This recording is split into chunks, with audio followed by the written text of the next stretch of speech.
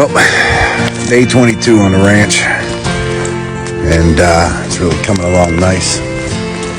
Don't really look like much right now, but shit's all tore apart. You know, we got this gaping hole in the middle of the ground,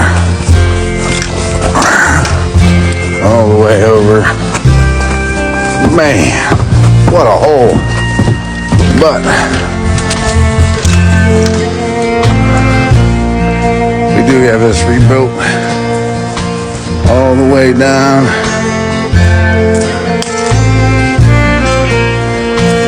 We got it papered in, plywooded. We're getting there. Day 22 continued. We're gonna go on the inside.